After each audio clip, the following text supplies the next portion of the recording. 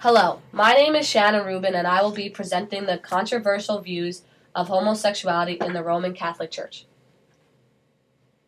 There are over 62 million Catholics in the United States today.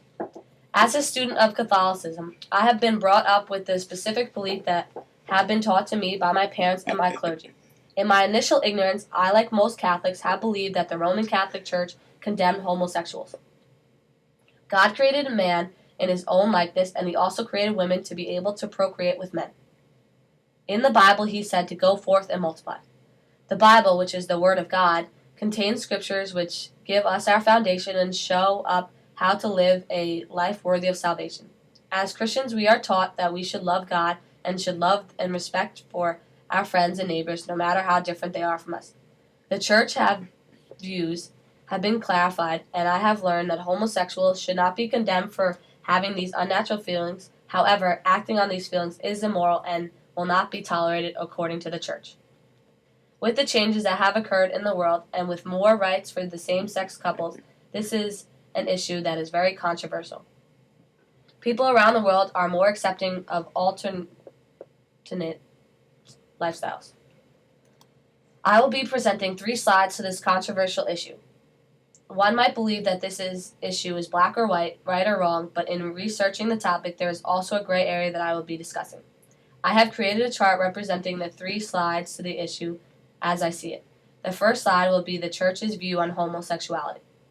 I will discuss the Bible and scriptures that speak about homosexuality. I will then discuss Pope Francis's views as he is representative of the church as a whole. There is the view held by the gays and lesbians who want to be accepted and continue to be practicing Roman Catholics, and then in the middle, intersecting both sides, is the clergy. Lastly is the gray area that I was speaking of. This is the middle ground. The clergy was to be able to view this issue from both sides. I will speak about how Roman Catholic priests deal with their own feelings about homosexuality and how that impacts their ability to lead the church followers who have many different views and opinions.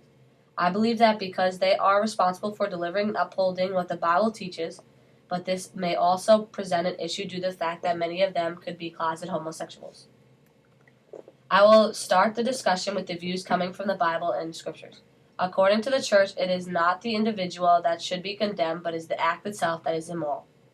The Bible is the Word of God, written and translated for Christian followers. It is a collection of 66 different books that provide us with messages from God about how we are supposed to act and live our lives. The Bible contains scriptures that speak about homosexuality. An example of the 2 of these is in the Old Testament. We have Leviticus 18:22, 29, and 20:13, and Genesis 19:1 through 8. There are also additional scriptures that believe with the Catholic in the New Testament. Leviticus 18:22, 29, and 20:13 states, "You must not have sexual intercourse with a male as one has sexual intercourse with a woman. It is a detestable act. For if anyone does any of these abominations, the person who will also be cut off from the midst of their people. If a man has sexual intercourse with a male as one has sexual intercourse with a woman, the 2 of them have committed an abomination. They must be put to death. Their blood guilt is on themselves." Genesis 19:1 states, "The 2 angels came to Sodom in the evening while Lot was sitting in his city's gateway. When Lot saw them, he got up to meet them and bowed down with his face towards the ground. He said, 'Here, my lords, please turn aside to your servant's house, stay in the night, and wash your feet. Then you can be on your way early in the morning.' 'No,' they replied, 'we'll spend the night in the town square.' But he urged them persistently, so they turned aside with them and entered his house. He prepared a feast for them, including bread baked without yeast, and they ate. Before they could lie down to sleep, all the men, both young and old, from every part of the city of Sodom, surrounded the house. They shouted to Lot, 'Where are the men who came to you tonight? Bring them out to us so we can have sex with them.' Lot went outside to them, shutting the door behind him. He said, 'No, my brothers, don't act so wickedly. Look, I have 2 daughters who have never had sexual relations with a man. Let me bring them out to you, and you can do to them whatever you please. Only don't do anything to these men, for they have come under the protection of my roof. Some people believe that since the Bible is the Word of God, what we hear during sermons at Mass should be taken verbatim. We need to realize that the verses have been translated. There are areas where what is being said may have been taken out of context over the years. Many scholars believe that the above scriptures have nothing to do with homosexuality. This is up to interpretation, and people will believe what they want to believe. Genesis has nothing to do with homosexuality. It is actually speaking about a group of men looking to gang rape the angels who are guests of Lot. It is about the destruction of the city of Sodom, which has destroyed due to the evil that went on there. Throughout the years, the translation skewed, and it came to represent sexual immorality related to homosexual, and this is now tragic for those who are peaceful but choose to love someone from their own sex and cannot do so due to the interpretation of the Bible. The Bible is the word of the Lord, and the Pope is elected head of the Catholic Church. March 13, 2013, a new leader of the Catholic Church was elected. As the leader of the Church, people look to the Pope and his views to gauge whether there may be any changes to the teaching of the Roman Catholic Church. Pope Francis was chosen for this honor after the resignation of Pope Benedict XVI. Many people believe that he has more liberal views than his predecessors, and based on comments he has made that has been taken out of context, believe that he has softened his stance regarding this and other issues. They believe that the Church is thinking about changing its long-standing beliefs and doctrine. This is not true. Pope Francis has conservative views, and his stance reaffirms the Church's teaching that homosexuality is morally wrong. As an advocate, he believes homosexual practice is immoral. People who are homosexual and have homosexual tendencies can choose to accept God's love and salvation if they refrain from acting on these desires and maintain a life of chastity. Homosexuals should be treated with respect and love. Pope Francis believes that we need to treat all people with respect and love. These individuals should be welcomed by the Church with open arms. We should help and guide them so they can continue to receive God's salvation. He says homosexuality as a struggle. With love and support, they can live a moral life and within God's grace and love. Opposes same-sex marriage. Pope Francis has always been anti-gay marriage. He states in the media that it is, quote, the work of the devil, and it is, quote, a destructive attack on God's plan. As Bishop of Argentina, he stood up and opposed bills that would allow same-sex marriage. Marriage is between a man and a woman. Families will be harmed. In 2010, while still a cardinal, he championed a bill opposing same-sex marriage. He wrote the following in the National Catholic Register: the Argentine people will face a situation whose outcome can seriously harm the family. He wrote to the 4 monasteries in Argentina. Destructive to God's plan. At stake is the identity and survival of the family, father, mother, and child. At stake are the lives of many children who will be discriminated against in advance and deprived of their human development given by a father and a mother and willed by God. At stake is the total rejection of God's law engraved in the hearts. An article in the Catholic Vote written by Bowman titled, "Did Pope Francis say homosexual behavior is okay?" Pope Francis states, "When I meet a gay person, I have to distinguish between their being gay and being part of a lobby. If they accept the Lord and have goodwill, who am I to judge them? They shouldn't be marginalized. The tendency to homosexuality is not the problem. They are brothers." The opposite side of this issue is how gay and lesbians practice their faith within the religion that considers them unnatural. Many want to continue their association with the Church and have to work through how to do this without making too many changes in their personal lives. While they understand that the Church accepts them as long as they do not act on their sexual desires, they find this unfair. Similar to heterosexual partners, homosexuals are also seeking to find their true love. Not all of them are promiscuous, messing around with multiple partners. They want to settle down and have to raise a family in a loving home environment. Due to their condemnation, some have left the church. Others have tried moving to other Christian religions such as Methodists because they are more accepting to homosexuals.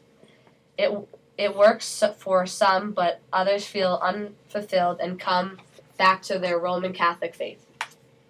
The result is that many of them will go to Mass each Sunday, but they keep their home life a secret. When they confess their sins, they will leave out the part of their lives as well. It's not that they don't want to tell the truth, but since they are coming to a place where they seek forgiveness and understanding, it's very hard when that aspect of their life is unacceptable. GLAAD President Herndon Braddock responded to the election of the new pope in a statement obtained by the Huffington Post. For decades, the Catholic hierarchy has been in need of desperate reform. In his life, Jesus condemned gays 0 times. In Pope Benedict's short time in the papacy, he made a priority of condemning gay people routinely. This in spite of the fact that the Catholic hierarchy had been in collision to cover up the widespread abuse of children within its care. We hope this Pope will trade in his red shoes for a pair of sandals and spend a lot less time condemning and a lot more time foot washing. Along with GLAAD, Stonewall Chief Executive Ben Summerskill responded to the new Pope's election saying, "We hope Pope Francis shows more Christian love and charity to the world's 420 million lesbian, gay, and bisexual people than his predecessor. I have spoken about the views of the church, and I have spoken about the feeling of gay and lesbians. This next section will delve into the clergy and have to deal with the issue both from a personal and professional level. There are over 450,000 bishops, priests, and deacons who serve the Catholic Church throughout the world. When priests are ordained into the order, they leave behind their old way of life and take oaths of celibacy and obedience. This is a call from God or a vocation. Their role in the church is to serve both the church and the people. Along with the daily Mass and prayer, they provide counseling and spiritual direction to all individuals in their parish. Serving God means to love them unconditionally, to obey the commandments, and to live a moral life worthy of God's grace and benediction. Priests are called upon to lead and counsel all individuals with understanding and compassion. Having to leave behind their former lives takes a lot of reflection, soul-searching, and self-sacrifice. One area where there is much controversy and very little information is the struggle that some priests face regarding homosexuality. It is estimated that in the United States, 30% to 50% of priests are homosexual. As members of the church which condemns homosexuality as immorally wrong, these men have to deal with their own internal conflicts regarding this issue. There is a fear of disciplinary action, so priests have to hide their true nature. The existence of homosexuality in the priesthood came to the forefront in 2002. Allegations of sexual abuse by priests started appearing in the media. The church did not seem to want to address these issues publicly. So the issue is that it is not only have to find a way to deal with their own internal struggles, but they have to have the fortitude to counsel those individuals who come into their lives looking to guidance for the same issues. Richard Wagner was a gay priest who wrote a seminal book called Gay Catholic Priests, a study of cognitive and affective dissonance in 1980. In the article, he researched 50 gay priests. Wagner described them as a group of highly motivated men, both professionally and sexually seeking interrogation of both their personal and professional lives. He was subjected to persecution, and writing about the issues of the church. The church leaders wanted to downplay this issue, so they targeted Father Wagner, and eventually he left the priesthood. His courage as trying to put focus on the issue that should addressed at the highest levels of the church is condemnable. But it goes to show that Roman Catholic Church is more interested in their public image than trying to fix an egregious issue that the current trend is culture today. The controversy surrounding homosexuality in the Catholic Church is a topic that will continue to be an issue for a foreseeable future. The Church believes that its views are modernized and Catholics should strive to live their lives within these dictates. But this does not leave out homosexuals who want their home life to be recognized just like a heterosexual families are today. As more civil unions accepted as legal across the world, gays and lesbians are looking to the church that they have grown up with legitimize their unions and accept the choices they have made without constraints. Thank you for watching.